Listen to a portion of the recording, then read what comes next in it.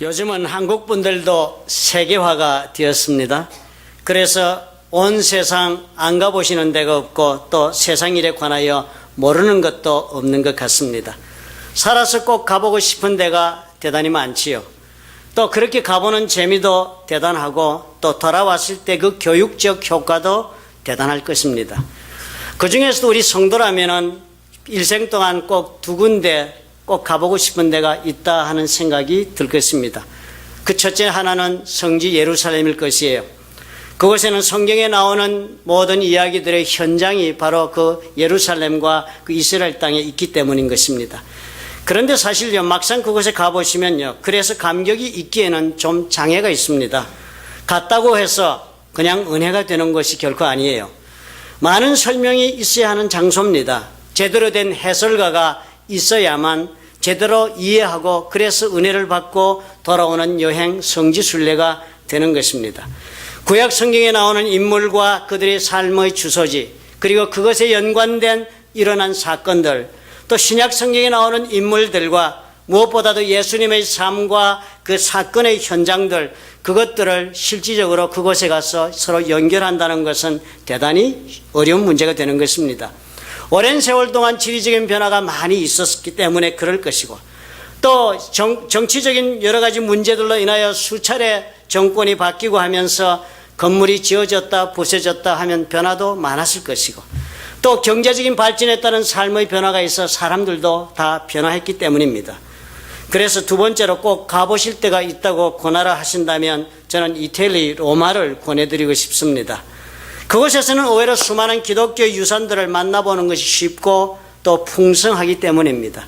로마에서도 특별히 바티칸에 있는 시스틴 채플은 꼭 방문해 보셔야 할 곳이라고 저는 권해드릴 수 있어요.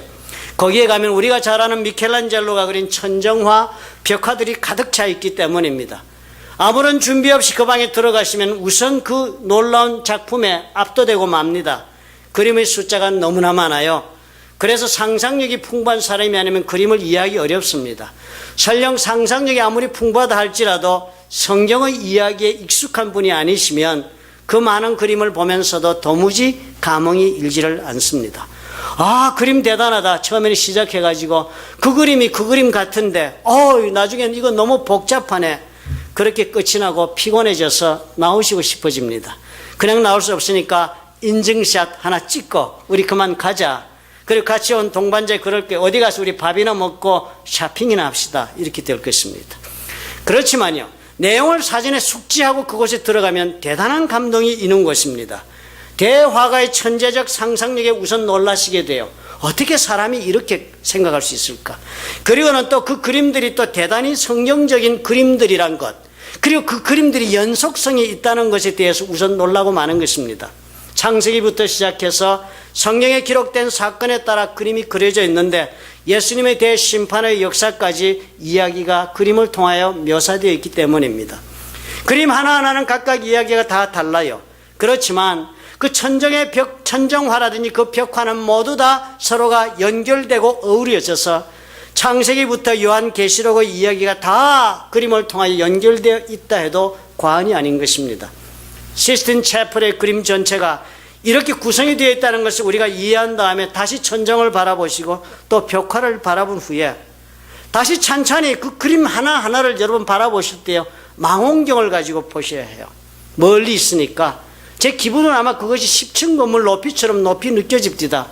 그러니까 먼 곳에 있는 그림을 볼 때 망원경을 가지고 들여다보면요, 대단히 놀랍습니다. 그림 하나를 이해하면서 보기 시작하면 나도 모르는 사이에 그 그림 보면서 그곳에 내 감정이 그냥 가서 꽂히는 것을 확인하게 됩니다.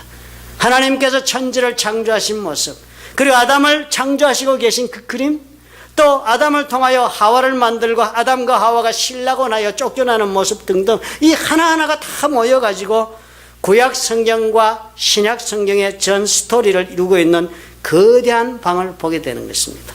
그리고 여러분 꼭 가셔야 하겠죠. 제가 12년 전에 연구를 해봤습니다. 어떻게 하면 저기를 또 갈 수 있을까? 여행사에 물어봤더니요, 12명을 모으면 한 사람은 거절합니다.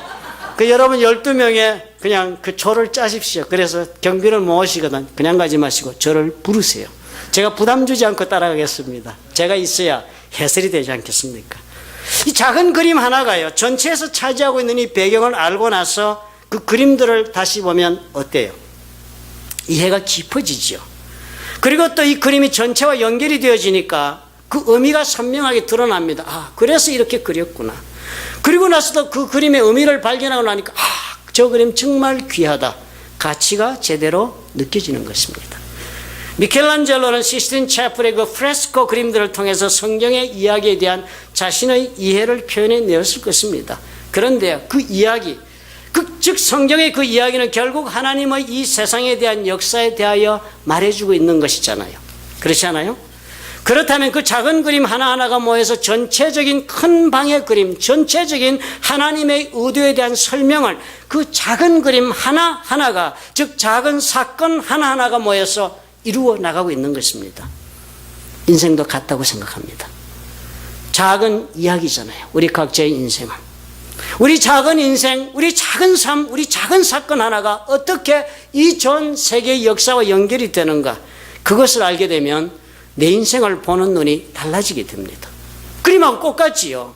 그 작은 그림이 전체에서 가지고 있는 그 부분적인 그 자리와 가치를 우리가 알게 되고, 그래서 그 작은 그림의 중요성을 알게 되는 것처럼 우리 작은 인생이라 할지라도 큰 전체 이야기 속에 있는 내 자신을 발견하게 되면 그 이야기만으로서뿐 아니라 더 깊은 의미와 그 속에 숨겨져 있는 사건의 가치도 발견할 수가 있게 되는 것입니다. 룻기는 그 1장 1절에서 시작이 그랬습니다. 사사들의 치리하던 때. 이 이야기가 그것이다고 시작을 했어요. In the days when the judges ruled. 사사들이 치리하는 그 시대에 일어난 사건의 이야기다고 시작한 이야기가 끝이 나는데요. 오늘 읽은 4장 17절에 보니까 이렇게 마감을 하고자 합니다. 나오미가 아들을 낳았다 하여 그 이름을 오벳이라 하였는데 그는 다윗의 아비인 이새의 아비였더라.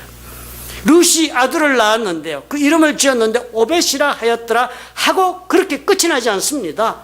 연결을 하는데 그 오벳은 다윗의 아비인 이새의 아비였더라, 즉 다윗의 증조 할아버지가 되는 아들을 낳았더라 하는 것으로 이야기가 발전해 나가서 연결되는 것입니다. 다윗은 저와 여러분 잘 알지 않아요? 사사기 시대 사람들이 왕을 달라고 하나님 앞에 굉장히 간청을 했습니다. 사무엘에게 부탁해서. 그래서 하나님께서 그들의 왕을 주신 중에서 가장 이상적인 왕, 하나님이 인정하고 모든 백성들이 소망했던 왕, 이상적인 하나님이 인정하고 사람들에게 사랑받았던 왕이 다윗이었습니다. 그리고 또 그보다 더 중요한 것은 이 다윗을 통해서, 그 가문을 통해서 저와 여러분이 믿고 있는 예수 그리스도께서 이 땅에 오셨다는 더 엄청난 사건이 있는 사람이 다윗입니다. 그러니까 지금 룻기는요, 그 룻기 하나의 이야기, 그 조그만 사건 하나를 이제 결말이 나는 부분에서 어마어마하게 큰 역사의 한 부분으로서 차지하는 자리를 우리에게 지금 알려주고 있는 것입니다. 사사기 시대에 일어난 나오미와 룻과 보아스의 이야기는 그것만으로 끝나는 휴먼 스토리가 아니라 또 다른 의미가 그 속에 있다. 그것은 바로 다윗 왕에게 연결되는 삶이었다 하는 것입니다. 그래서 룻기가요, 하나님의 전체 그 이야기 속에서, 전체 그 그림에서 차지하는 그 작은 부분의 그 의미가 과연 어떤 것인지를 우리에게 알려주고 있는 것이 아니겠습니까? 그렇죠? 룻의 이야기는, 이 룻의 일생은 그 당대 한 사람이 하나님 도움 덕분에 잘 먹고 잘 살았더라 하는 평범한 이야기로 끝나는 것이 아니다.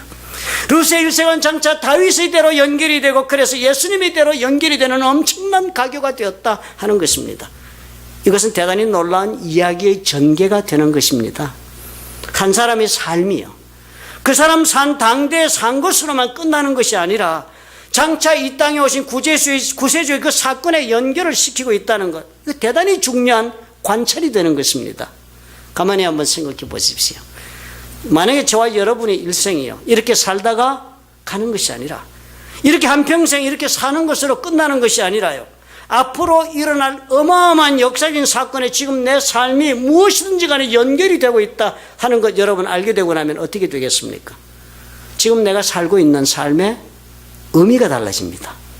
지금 내가 살아온 인생의 가치가 달라집니다. 그렇지 않아요? 룻 그 시대에 룻보다 더 잘 살은 여자들은 부지기수만 하실 것입니다. 룻보다 더 잘 사는 사람 베들레헴과 그 예루살렘과 온 가나안 땅에 많았을 것입니다. 그렇지만 의미 있게 산 인생은 룻을 능가하는 여자가 없었습니다. 의미 있게 산 인생이 가치 있는 인생인 것 아니겠습니까? 그런 발견, 그런 의미의 깨달음이 있게 되면 그 발견이나 의미를 깨달은 그 사람의 살아가는 모습에 엄청난 변화가 일어날 소지가 대단히 커집니다. 사는 것이요. 우리 그러잖아요. 그냥 이대로 이렇게 살고 말지. 우리 그런 말 잘하지 않습니까? 내 나이가 지금 몇인데. 내가 지금 이렇게 실패하고 말았는데 오늘까지 해서 안 된 일이 앞으로 뭐가 됐어? 좀 쥔 것 이거 있으니까 이거 파먹고 이렇게 살다 가지. 우리 그렇게 하는 것이 아니라, 그렇다면 내 삶이 정말 그렇게 의미가 있고 가치가 있을 수 있다면 지금 내가 어떻게 하는 것이 좋을까? 이런 생각하지 않겠습니까?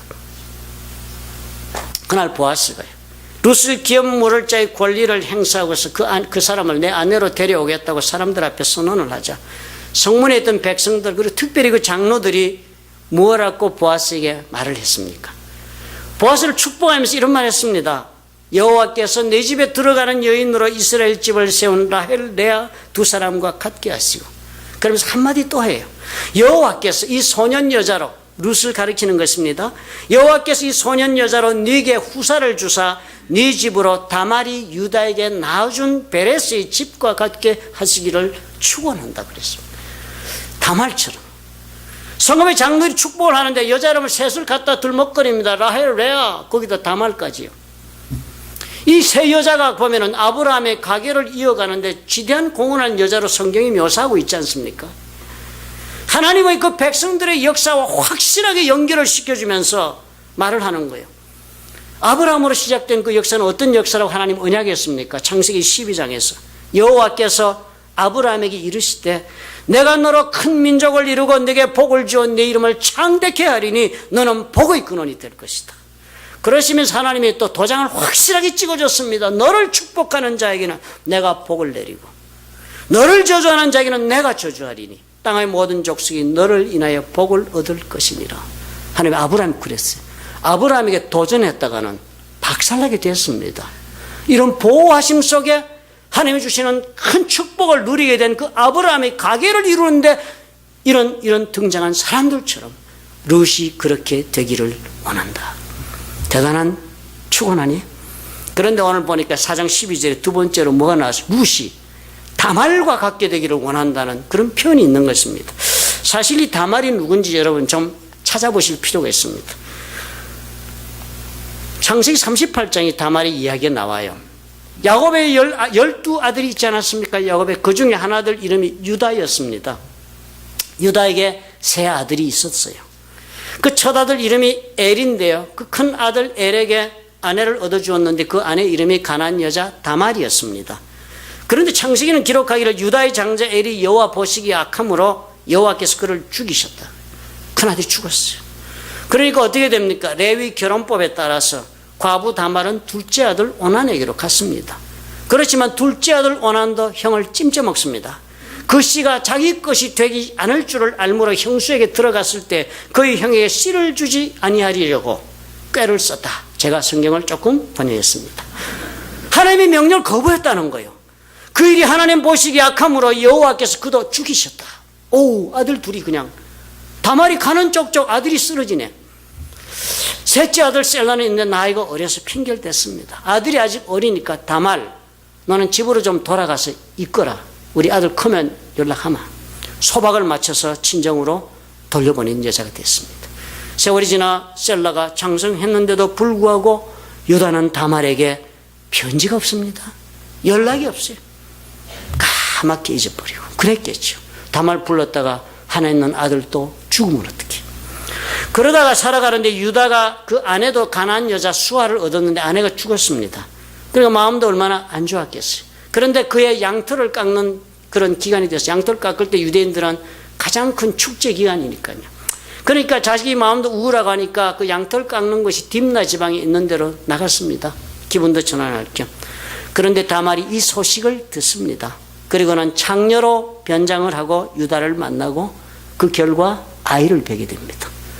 이 사건으로 다말이요. 쌍둥이를 낳았어요. 하나도 아니고 둘씩이나. 희한한 족보가 되는, 이 족보는 어떻게 되는 거예요? 유다의 아들이요, 손자요. 그런데 성경은요, 유다의 아들로 간주해서 총 5명의 아들을 두었다고 그랬습니다. 셋은 부인에게서, 둘은 며느리에게서. 그 아들 중에 하나가 오늘 바로 언급된 베레스였던 것입니다. 그리고 오늘 룻기가 말을 하는 거예요. 그런 사건을 일으키면서 살았던 다말같이 룻도 너가 되기를 원하노라. 왜 이것이 축복의 말이 됩니까?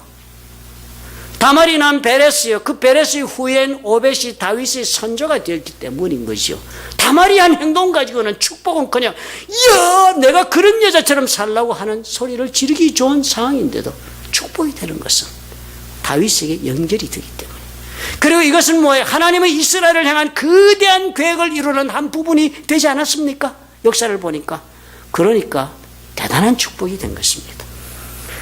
그런데 이 이야기를 여기까지 우리가 이렇게 따라오면서 이해해 오다 보니까 무슨 생각이 드십니까? 사람이라면, 정상적인 사고를 가진 분이라면 의문이 당장 들지요. 아니, 우리 하나님은 왜 이렇게 이상한 사람들을 데리고 일을 하시지 하는 생각이 들지 않을 수 없다 하는 것입니다. 그 생각 안 드시면 이상한 분이지요. 예수님이 족보를 살펴보면 놀라운 점이 보이지 않아요? 그렇지 않아요? 마태복음의 서두에 나오는 예수님의 족보를 여러분 읽으시다가 지루해서 주무신 분도 많겠지요. 그런 내용을 알면 정신이 번쩍 듭니다. 여자들이 무려 4명이나 등장을 해요. 유대인 족보는 본래 남자 이름 없이 그렇게 만드는 것이 정상인데 우리 한국에서 예전에는 남자 이름만 나왔습니다. 그 남성의 천지에 여자 이름 넷이 나온다는 것 자체가 파격이지요. 파격. 그런데 그 파격이 더 놀라운 충격이 되는 것입니다. 그 나온 여자들이 살아온 인생 전력 때문에 그런 거예요. 마태복음 1장 3절에 보면 첫 번째로 다말 나오지요. 베레스와 세라를 낳은 가나안 여자, 어머니가 되는 다말, 시아버지한테서 얻은 여자예요. 다말이 어떻게 애를 낳아 우리가 다 알고 보면 이거 보통 스캔들이 아닙니다. 요즘이라도 이런 스캔들을 감당해낼 사회는 없습니다. 사회가 감당 못해요. 또 마태복음 1장 5절은 라합 여러분 아시죠? 이 사람은 다말처럼 창녀로 변장하고 살아온 사람이 아니라 바로 직업이 그거였습니다. 여리고성에서. 그런 라합을 하나님께서 여리고성 무너뜨릴 때 모든 사람은 다 죽이면서도 왜 그 사람만은 살려냈습니까? 그 가족하고. 희한한 사람 아니에요? 그리고 룻. 솔직히 룻기 자꾸 우리가 읽어서 그렇지 여러분 룻이란 여자를 보면 아무 흠모할 만한 것이 없습니다. 아무 내세울 것이 없어요. 불쌍하고 멸시받고 그래도 다 지당하다라고 싶은 그런 이방 여자였습니다. 그리고 그 다음에 나오는 밧세바, 충격의 절정이죠. 성경이 적어놓은 거 보면 다윗은 우리의 아내 밧세바에게 솔로몬을 낳았다는 치욕적인 묘사를 냉정하게 하고 있습니다. 사실 예수님의 족보를 보면요, 이 여자들 4명만 또 문제가 되는 건 아니에요. 그 남자들 과거 조사를 쭉 해보면 희한한 사건이 많아요. 그런데요, 그 가운데 나오는 므낫세 같은 왕이에요. 므낫세. 유다 왕들이 다 하나님의 애먹인 왕이 한둘이 아니에요. 질척거리고 이래갖고 나라 말아먹은 왕이 한둘이 아니에요. 그런데 이 므낫세는요, 얼마나 하나님 속을 뒤집어놨으면 하나님 그랬어요. 참다. 이 므낫세 때문에라도 내가 이 유다를 심판하시겠다라고 작정한 사람이 므낫세였습니다. 우상 숭배의 극치를 이루었습니다. 도대체가 이해하기 어려운 사람들로 구성된 것이에요. 이해할 수 없어요. 아니, 족보가 말이에요. 무슨 이런 더럽고 초잡한 사람들로, 사건들로, 이 더럽혀진 그런 사람들로 이렇게 구성이 다 되어 있습니까? 혈통이 정말 희한해도 희한하다. 한두 명도 아니고. 예수님이 이 땅에 오시는데요, 그 어느 누구든지 원하시는 대로 족보를 선택해서 오실 수 있는 분 아닙니까? 하나님이시니까. 누가 제일 깨끗하고 누가 제일 그럴듯한가? 족보 조사 싹 해보시고 내려오실 수 있는 것입니다. 왜 하필이면 그런 분이 이런 때 묻은 사람들의 라인을 통해서 이 땅에 오시고자 했던가? 우리를 고민하게 만들지 않습니까? 나는 죄를 많이 지어도 우리 주님은 좀 깨끗한 데로 왔으면 우리 바람이거든요. 다 이 보상심리가 우리한테 있지 않습니까? 여러분이 죄 많이 지니까 여러분의 목사만은 거룩하기를 바라시잖아요. 다 그런 거죠. 마태복음 1장 21절에서 이런 하나님의 의도를 이렇게 우리에게 묘사해 주고 있습니다. 아들을 낳으리니 이름을 예수라 하라. 이는 그가 자기 백성을 저희 죄에서 구원할 자이십니다. 예수님이 이 땅에 아들로, 하나님의 아들로 오시는데 그 오시는 것은 자기 백성을 저희 죄에서 구원하시려고 오셨다는 것입니다.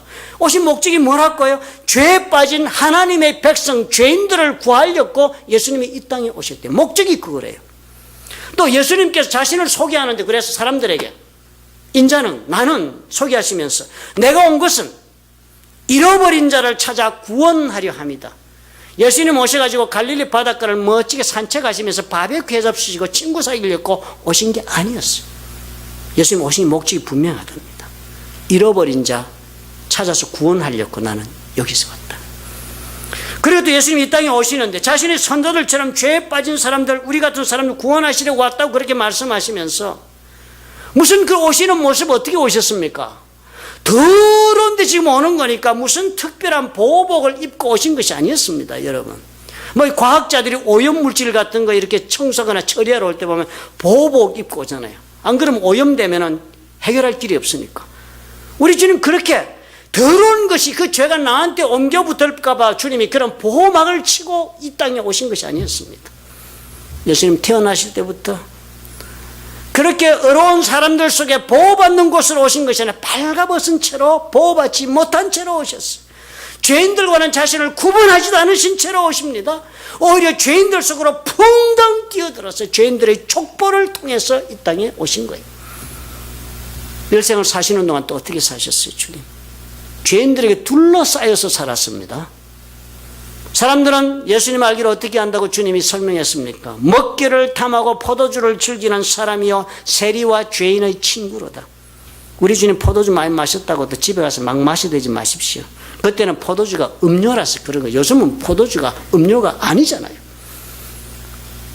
예수님이 살아계신 동안에요, 죄인들과 함께 사신 것이 이게 충격적인 사건이었다면 죽으실 때는 더더욱 우리를 충격에 빠뜨리고 당황스럽게 하지 않았습니까?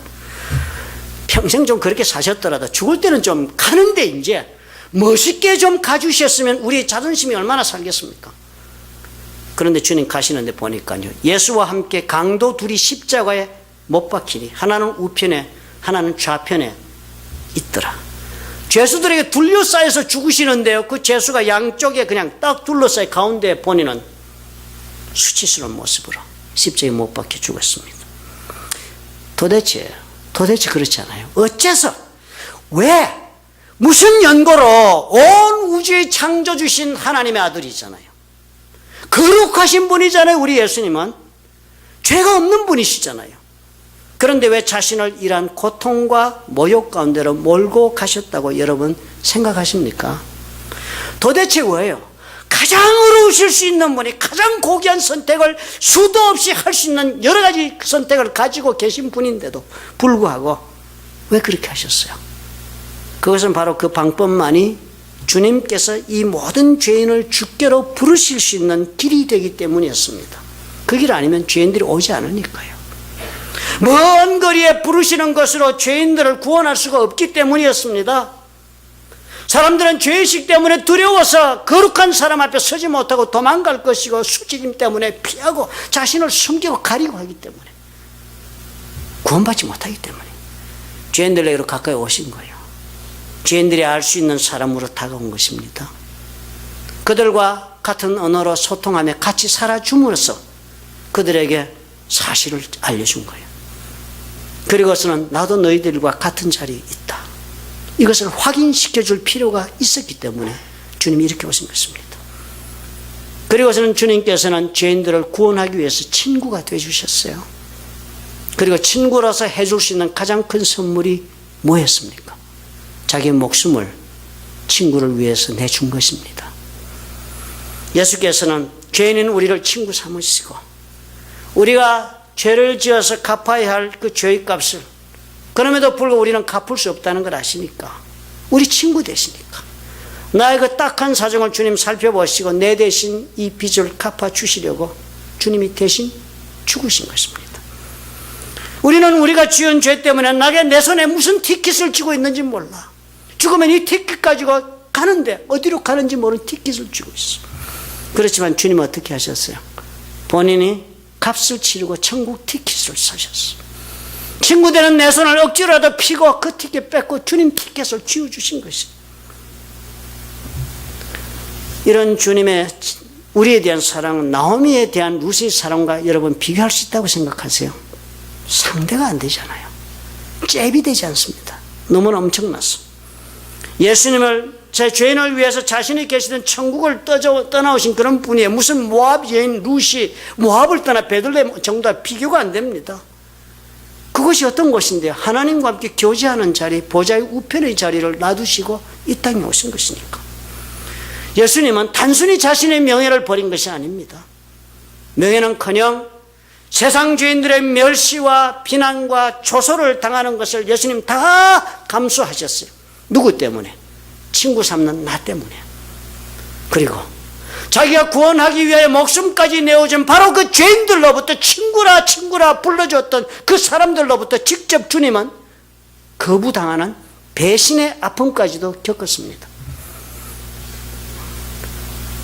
룻은요, 보아스라는 기업을 물려 삶을 다시 살게 해주는 사람이라도 있었지만 예수님은 그 십자가를 지고 우리의 죄를 대신 갚는 그 순간에는요, 하나님 아버지로부터도 외면을 당하는 고통 속에 절규했다고 성경이 적어놓지 않았습니까? 엘리 엘리 라마 사박다니, 아버지 어찌 나를 버리시나요? 예수께서 십자가상에서까지 보여주신 이 우리를 향한 사랑이 얼마나 사실은 우리를 전율하게 하고도 남는 그런 사랑이 아닙니까? 사랑받을 만한 사람에게 보여주신 것이 아니잖아요. 도저히 사랑받을 자격조차 없는 나, 그리고 너, 우리 죄인들에게 보여주신 이해할 수 없는 사랑 아니었습니까? 그래서 예수님으로 해서 도대체가 해서는 안 되는 말, 행동 반복하고 또 반복하고 그렇게 살아온 사람들에게, 그런 사람들에게도 불구하고 하나님의 사랑은 찾아올 수가 있게 된 것입니다. 우리들 가운데 어떤 사람들은 스스로 자책하면서 내가 죽을 죄를 지었다 생각하는 분도 있겠죠. 또 어떤 사람은 상대적으로 그보다는 적은 죄를 지었다 생각하며 스스로를 위로하고 있을지도 모릅니다. 그래서 성경은 로마서에서 말씀하지 않아요? 모든 사람이 죄를 범하였으며 하나님의 영광에 이르지 못한다. 그 어떤 것이든지 우리는 죄 때문에 영생에 이르지 못하는 형벌을 받기에 충분한 것이다. 예수께서 십자가에 죽으신 그 죽음과 죽음에서 또다시 부활하신 그 사건으로 해서 주님은 이 세상에서 어떤 이름보다도 귀한 이름을 하나님으로부터 얻었습니다. 그 주님의 이름에 비길 이름이 이 세상에 없어요. 주님의 이름 옆에 가면 보아스 그 이름조차도 빛을 잃고 말죠. 성도 여러분, 우리는 오늘 지금 이런 예수님의 사랑을 알고 있습니까? 우리는 오늘도 그래서 여전히 이방인들에게 손을 내미시는 이 예수님의 사랑을 알고 지금 있습니까?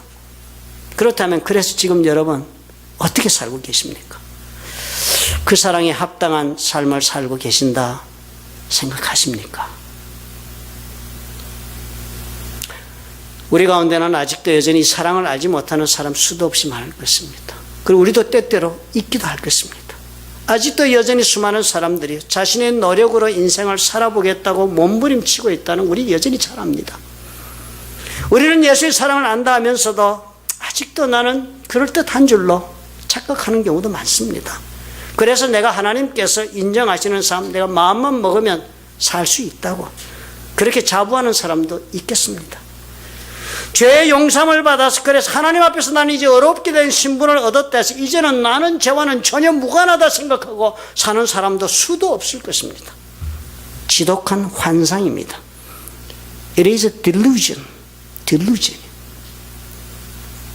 우리 자신이 스스로 옳다고 자부하고 이제는 내 힘으로도 무엇인가를 할 수 있다고 생각하고 그래서 이제는 예수 믿고 내 주장, 내 생각대로 살 수 있다고 생각하고 그래서 이 신앙생활이 내 이미지 세우는 프로세스고 내 얼굴을 드러내는 것이 신앙생활인 줄 알아. 그래서 서로가 서로를 그럴듯한 사람으로 인정하면서 등을 쳐가면서 격려하고 살아가는 삶을 사신다면 그것이 하나님께 영광이 되겠습니까?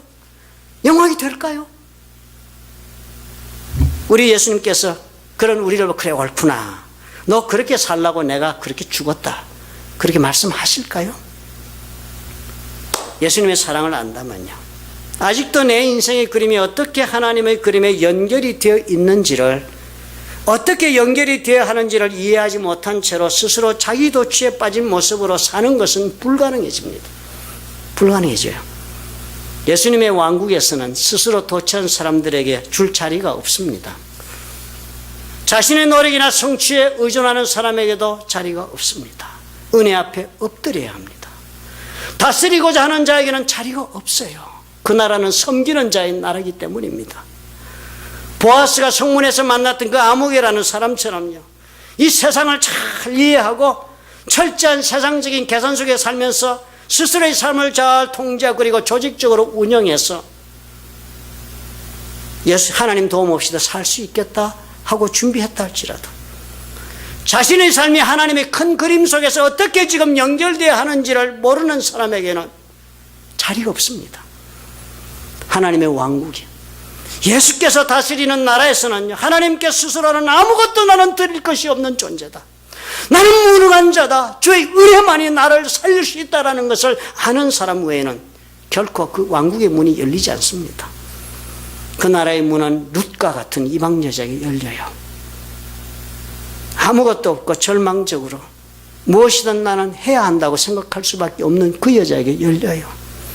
또 그런 다말처럼 그런 사람에게 열릴 것입니다. 나오미처럼 이 세상에서는 아무것도 얻을 수 없다는 것을 안 그 사람에게 열릴 것입니다.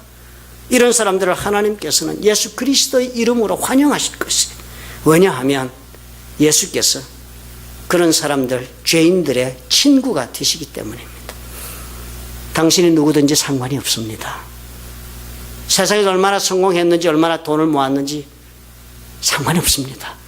관심도 없습니다. 무슨 일을 오늘까지 하시면서 살아왔든지 상관없습니다. 흥미도 없습니다. 십자가 주님의 발 앞에 당신이 무릎만 꿇을 수만 있다면 그것으로 충분합니다. 주께서 당신을 받으실 거예요. 룻기는 이것을 우리 모두에게 오늘 전하고 있는 것입니다. 주의 사랑을 찾아 돌아오는 모든 죄인들에게 천국의 백성이 되는 자리를 주시는 그 예수님의 사랑, 그것으로 우리의 삶이 어떤 의미를 갖게 되는가, 그리고 그렇게 사는 삶이 어떤 가치가 있는가를 알려주고자 하는 것입니다. 그래서 그런 의미를 찾고 그런 가치를 가지고 발견하고 살아가는 사람에게 하나님은 어떻게 치유하시는가, 어떻게 그 인생을 만들어 가시는가, 그것을 알려주는 것이 룻기인 것입니다. 하나님은 우리를 찾으신 후에 그냥 버려두지 않으십니다. 하나님은 저 같지 않아요. 시작했다가 적당히 던지지 않습니다. 나오미처럼 주께 우리의 가슴을 우리가 열기만 하면 그 절망적인 상황에 베들레헴에 돌아온 나오미 이제 어떻게 먹고 살지. 그렇지만 하나님이 역사하시는 그 나라 나는 돌아가리라. 돌아왔더니 때 아닌 보리 추수 때가 되지 않았습니까? 우리도 금방 알게 될 것이에요. 이미 주께서 우리가 마음만 열면 나의 삶 속에 들어와 여호와 이레 되시는 하나님 준비하고 계신 것을 발견하게 되실 것입니다. 그리고 우리 하나님 역사를 시작하실 거예요. 계속하실 거예요. 우리가 알지 못할 정도로 삶이 변화할 때까지 계속해서 역사하실 것입니다. 말하라 하라 쓴물이라 하라 했던 그 베들레헴으로 돌아온 나오미를 우리 주님 변화시키지 않았어요. 그래서 하나님의 축복의 증거가 되게 하셨던 그 우리 하나님께서 주의 사랑을 찾아 돌아온 모든 사람들에게, 아니 저와 여러분들에게 우리 하나님 역사하실 것입니다. 우리가요, 우리 자신을 전혀 알아보지 못할 정도로 우리가 변화될 때까지 우리 주께서 역사하실 것입니다. 하나님의 은혜는요, 우리가 가히 상상할 수 없는 놀라운 힘을 가지고 변화를 주도하고 있다는 사실을 여러분 믿으시기 바랍니다. 절망의 자리에 섰습니까? 더 이상 나갈 수 있는 자리가 없다. 닫혀서 열리지 않는 현실이다. 높은 담 오를 수가 없구나. 그렇게 서 있는 자신을 발견하거든 여러분, 룻을 기억합시다. 하나님 살아 계시잖아. 지금도 그 하나님 우리 가운데 역사하고 계시잖아. 우리를 사랑하셔서 지금도 우리를 부르고 계시잖아. 그 사랑 때문에 나는 산다. 그 예수 때문에, 예수 그리스도의 그 사랑 때문에 나는 주 앞에 나아가면 우리 주님께서는 내 삶을 받으신다.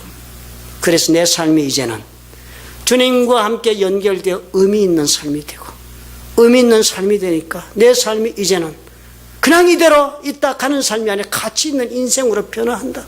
우리 주님이 그렇게 만들어 주실 것이다. 여러분, 변화시키는 우리 주님의 은혜의 능력에 우리 가는 길을 다 맡기십시다. 주께서 그리고 계신 큰 그림에 저와 여러분의 자리를 발견해 봅시다. 그 나머지는 우리 주께서 진행하실 것입니다. 믿으시면 아멘 하십시오. 믿으시는 줄 압니다.